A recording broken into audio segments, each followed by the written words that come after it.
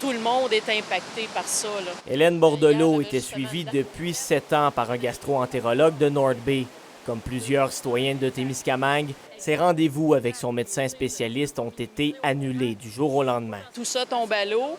On se retrouve probablement sur une liste d'attente au Québec, mais on ne sait pas dans combien de temps on va avoir droit à nos services de suivi comme on avait avec les médecins de l'Ontario. C'est des dizaines et des dizaines de personnes. J'en ai dans mon bureau en pleurs, en furie.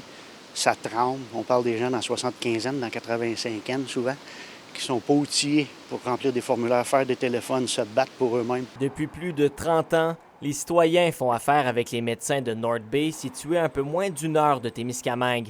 Mais depuis le 1er août, sans avoir informé à l'avance la population, le CISAT ne fait plus les démarches administratives pour le remboursement des frais avec la Régie de l'assurance maladie du Québec, la RAMQ.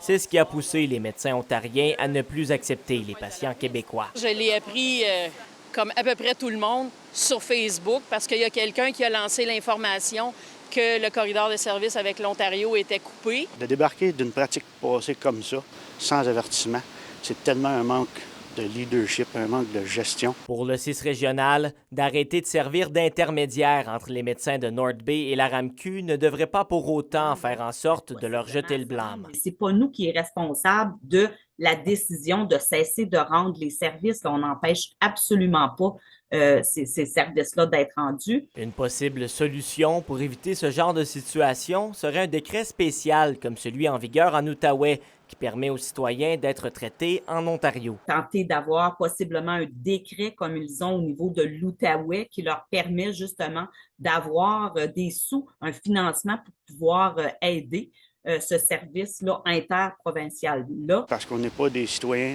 de second ordre par rapport à ceux de l'Outaouais, parce que nos spécialistes, comme dans l'Outaouais, ne sont pas à 180 km, ils sont à 330 km. Le maire Alain Gauthier a fait appel à la santé publique pour attitrer une équipe à l'accompagnement des patients de Témiscamingue qui sont dans l'incertitude. Parce qu'il y a des émotions, du stress à gérer. Je veux dire, c'est de la santé publique qui est question. C'est même plus de la question d'une gestion d'un système de santé.